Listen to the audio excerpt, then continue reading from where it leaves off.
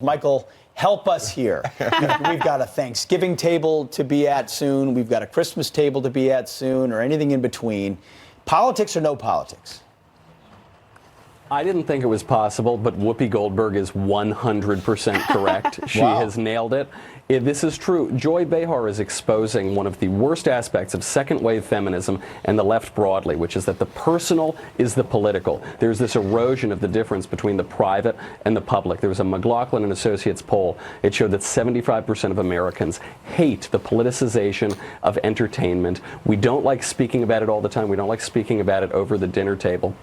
The left, however, always brings this up over the holidays. The Obama administration a few years ago insisted, they sent out a campaign material that said that you should speak about Obamacare with your uncle at the dinner table. This is because holidays are holy days. Conservatives broadly would rather use those holy days to honor God, give thanks for their family.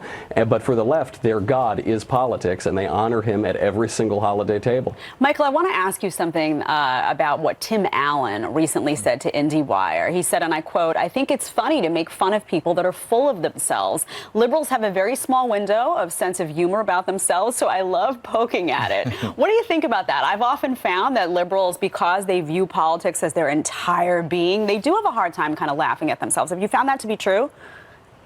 Well, you know, it would be my favorite hobby to poke fun at liberals. I wrote a best-selling book about this very topic. So Tim Allen is absolutely right.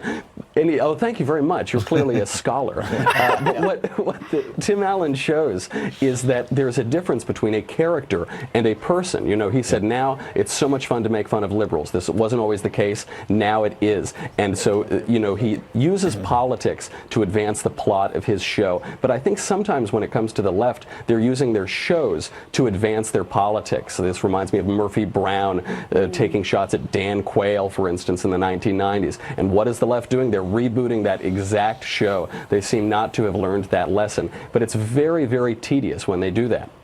That's a great point.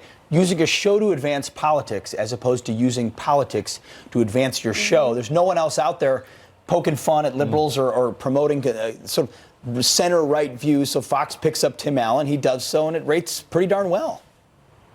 That's exactly right. There's a demand in the market because the entire culture is left-wing, especially the entertainment culture in Hollywood and New York. So when you get that one conservative character, it's a lot of fun. I imagine if the situation were reversed, then the left could have a good time poking fun at conservatives. But right now, the left cannot take itself lightly. It insists that everything is a crisis. Democracy is falling apart. We're living in the freest, most prosperous, most just time in the history of the world. And so when Joy Behar says that democracy is at stake, it's hard to take her seriously. She's being funny, but unintentionally so. Some Trump derangement. That's what it is. Trump. Got to get him out of there. All right. That's right. Thanks, Michael Knowles. Remember, he's got a book that could be a good stocking It's a page-turner. You know, Reasons to Vote for Democrats. Thanks for coming in, Michael. Thanks, Michael. Michael, thank you very much. Appreciate it.